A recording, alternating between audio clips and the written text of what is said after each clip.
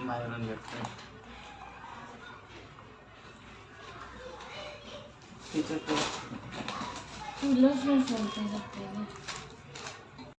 आपण 5-6 भरताचे वांगे घेतलेले आहे। आता आपण एक एक करून प्रत्येक भरताला चाकूनी छिद्रे पाडून घेऊया। त्यामुळे कसे वांगे छान अशा प्रकारे भाजल्या जाते आणि खुसखुशीत असं भरीत आपल्याला मिळतं।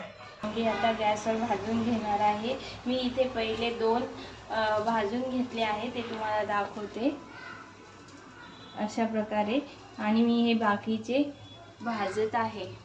माझ्याकडे ही इथे गाळणी आहे, तर तुम्ही याच्यावरही भाजू शकता, कोणी चुलीवरही भाजते।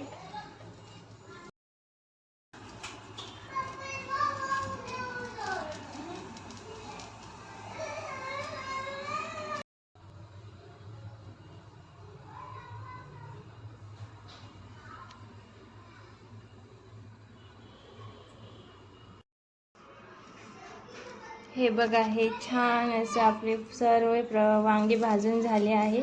याला असं छान लुसलुसीत असं छान तेलही सुटलेलं आहे खाली ताटामध्ये। ही माझ्याकडे बडगी आहे, ही जळगावची स्पेशल आहे भरीत करण्यासाठी। आमच्या इकडे हीच वापरतात। तर आपण याचे पहिले कव्हर काढून घेऊया आणि मग याला मॅश करूया छान प्रकारे। अशा प्रकारे आपण याला मॅश करत आहोत, कुटून घेऊयात। छान असं छान शिजले आहेत वांगे, त्यामुळे याच्यात काही गाठ वगैरे कुठे नाही आहे। तुम्ही बघा आता समोर की कसे हे पूर्ण असं एक जीव असं होईल। हे बघा, तुम्ही बघू शकता एकही गाठ नाही आहे। हे छान प्रकारे असं मिक्स झालेलं आहे। मी 8-9 वांग्यासाठी एवढ्या मिरच्या आणि एवढा लसूण घेतलाय। तर आपण या थोड्याशा आता मिरच्या भाजून घेऊया। मी या जाळीवरच भाजते आहे। चुलीत जसं आपण मिरच्या हे करतो तसंच त्याप्रमाणे पण याच्यावर जाळ होतं, तुम्ही बघू शकता। छान प्रकारे असं भाजल्या जातात त्याच्यावर।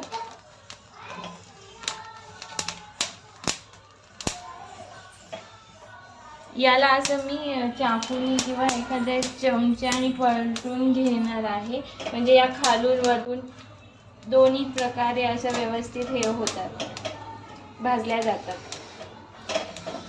तुम्हाला दिसत असतील व्हिडिओमध्ये की या जसं चुलीमध्ये भाजल्या जातात तसंच भाजल्या जात आहेत।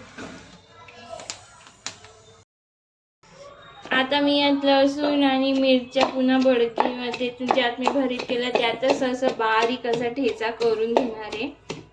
छान असं याला एकदम असं बारीक करून घ्यायचं आहे। भरीत हे चवीला कांद्याची पात टाकल्याने अजून टेस्टी लागते। तसं आपण भरीतमध्ये टाकणारच आहे फोडणी देताना, परंतु अशी ही ठेचून घेतली की अजून जास्त चविष्ट लागते।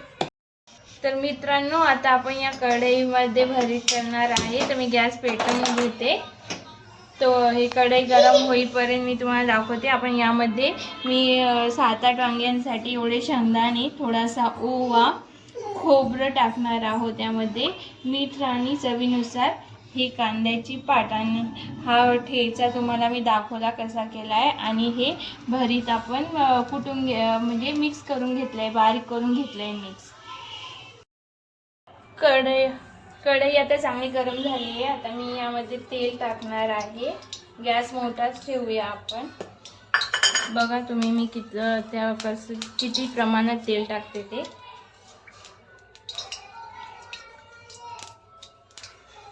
भरताला थोडंसं तेल जास्तच टाकत असतो आपण, कारण की भरीत हे छान व्यवस्थित त्यामध्ये पूर्णपणे मिक्स झालं पाहिजे।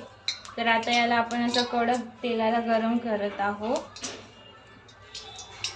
त्यामध्ये मी हा थोडासा कढीपत्ता पण घेतला आहे, सामानामध्ये सांगायची विसरली होती। तर तेल आपण यामध्ये आपण प्रथम शेंगदाणे टाकून घेऊया, म्हणजे ते छान असे लाल वगैरे होतील, कलसवल्या जातील लाल लाल, आणि मग भरतात त्याची टेस्ट ही चांगली लागत असते। तुम्ही बघू शकता मी हे शेंगदाणे टाकले आहे। शेंगदाणे छान अशी लालसर झालेले आहे. आता आपण खोबरं टाकूया यामध्ये. हळू गॅस करून घ्यायचा म्हणजे व्यवस्थित ते नीट असं कलसवलं जातं. यामध्ये आता मी ओवा टाकणार आहे.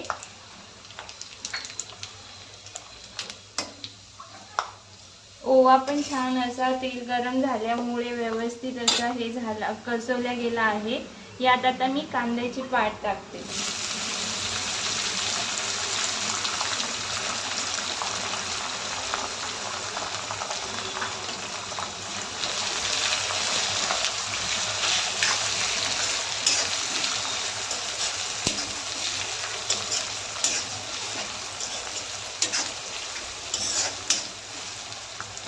आणि हा आपण बारीक केलेले लसूण, कांद्याची पात, मिरच्या.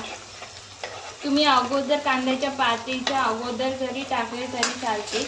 मी हे नंतर टाकलं आहे. आता याला आपण छान असं मिक्स करून घेणार आहोत.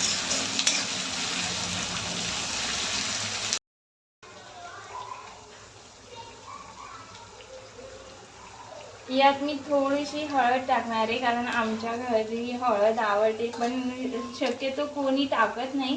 पाणी धण्याची थोडीशी पावडर टाकणार आहे मी. त्याचप्रमाणे मीठ टाकणार आहे आपण. चवीनुसार तुम्ही कमी जास्त टाकू शकता. व याला आता छान असं मिक्स करून घेणार आहे. हे छान असं सर्व मिक्स कलसून झालं आहे. आता आपण याच्यात वांग्यांचं जे भरीत केले ते टाकणार आहे. तुम्ही हे शिळं जरी ठेवलं आणि नंतर शिळं खाल्लं दुसऱ्या दिवशी वगैरे किंवा संध्याकाळी तर याची टेस्ट अजून जास्त छान लागते. तर आवडीनुसार कोणाला आवडते नाही आवडत. आमच्या इकडे तर सगळ्यांना आवडते. आम्ही नेहमी शिळे भरीत आवडीने सर्वजण भांडून खात असतो. हे बघा, हे असं छान असं मिक्स करून घ्यायचं आहे. आता थोडं यात टाकून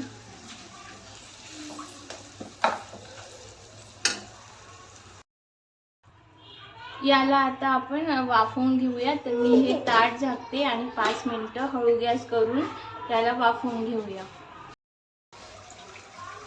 बघा, हे छान असं वाफवलं गेलं आहे. छान याला अशी उकळी आलेली आहे तेलाची. घमघमाट घरभर सुटलेला आहे भरताचा. यात आपण थोडीशी आता कोथिंबीर टाकून घेऊया.